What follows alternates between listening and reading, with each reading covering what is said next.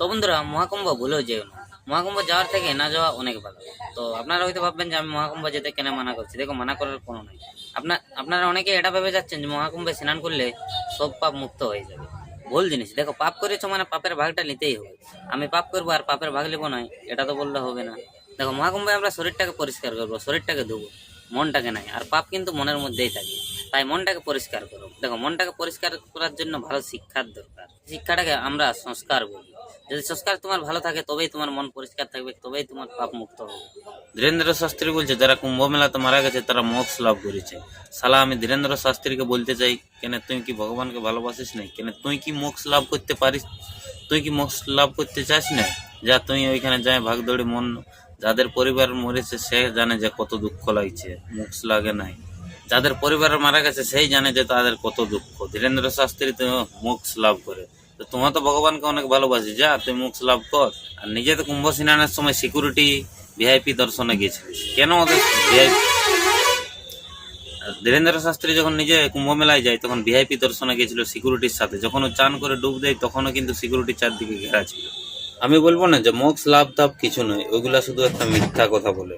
আর সেই মিথ্যা কথায় সাধারণ মানুষ, গরিব মানুষ কিন্তু ফাঁসে যায়। আচ্ছা, মোক্ষ লাভ কি শুধু গরিব মানুষদের জন্যই? মানুষ যতদিন মনে করবে যে শিক্ষা আর হসপিটালের চেয়ে গুরুত্বপূর্ণ ধর্ম, ততদিন মানুষ এমনিতেই মারা যাবে। যখন বুঝতে পারবে যে ধর্মের চেয়ে শিক্ষাটা আমাদের বেশি প্রয়োজন এবং হসপিটাল, শরীর স্বাস্থ্য সুস্থ রাখা বেশি প্রয়োজন, তখনই মানুষ কিন্তু বুঝবে। আর এরকম ভাবে গরিব মানুষ আর মারা যাবে না। প্রয়াগরাজে নিউজওয়ালারা কি বলছে যে 30 জন মারা গেছে, আমি বলছি ওইখানে 150 থেকে 200 জন মারা গেছে। আর এই সত্যিটা লুকানোর ওরা অনেক চেষ্টা করেছে। একদিনে কতজন স্নান করলো, 1.5 কোটি 2 কোটি, ওরা সঙ্গে সঙ্গে 10 মিনিটে পাতা করে লিখছে। আর যে কতজন মানুষ মারা গেল তাদের জন্য 18 ঘন্টা লেগে গেল। ধীরেন্দ্র শাস্ত্রী বলছে, যারা কুম্ভ স্নানে না আসবে তারা দেশদ্রোহী। আমি বলতে চাই যে যারা বর্ডারে আছে আর্মি গুলো, তারা তো বর্ডার ছেড়ে আসতে পারবে না, তাহলে কি তারাও দেশদ্রোহী? এইসব পাখণ্ড সাধুদের কথা যতদিন শুনবে সাধারণ মানুষ কিন্তু বিপদেই পড়বে। সাধারণ মানুষের সাথে এরকমই হবে, কোথায় মারা যাবে তো কোথায় কি হবে।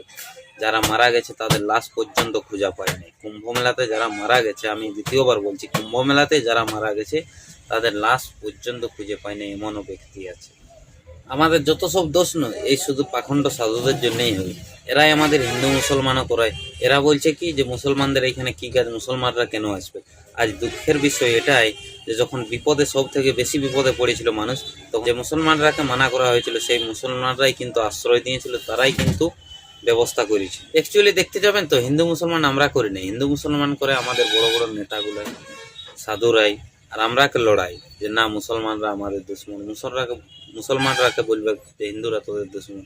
তো এরকম ভাবেই কিন্তু আমাদের হিন্দু মুসলমানটা তৈরি করে দিই। তাকে এটা কোনোদিনই শিখাই নাই যে মুসলমানরাকে নিজের ভাইয়ের মতো মানবি, নিজের পরিবারের মতন মানবি, এবং মুসলমানরাকেও এটা কিন্তু শিখাই নাই। যার কারণে আজকে আমাদের দেশে অবস্থা এরকম। দেখো, হিন্দু মুসলমান বলে না যে কেউ খাতরা নেই, খাতরা আছে শুধু আমাদের দেশে। দেখা যায় যে আমাদের ভারতবর্ষে যত বড় লোকের নেতা মন্ত্রীদের জন্য নিয়ম বলো, কানুন বলো, তাদের জন্য যত সুখ সুবিধা, গরিব মানুষদের কাছে কি হচ্ছে না, শুধু লুট করা হচ্ছে।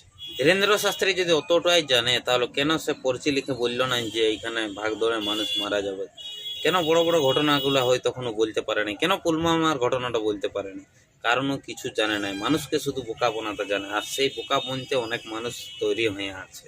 তো ভাই, যদি বিশ্বাস করতেই হয় তো ওই পাখন্ডী ধীরেন্দ্র শাস্ত্রী আর অনিরুদ্ধাচার্য এইসব মানুষকে বিশ্বাস করার কি প্রয়োজন? বিশ্বাস যদি করতে হয় তো ভগবানকে বিশ্বাস করো, পাখন্ডী গুলাকে নাই। আমরা যতটা ভগবানকে বিশ্বাস নাই করি তার চেয়ে বেশি বিশ্বাস করি সাধুরাকে।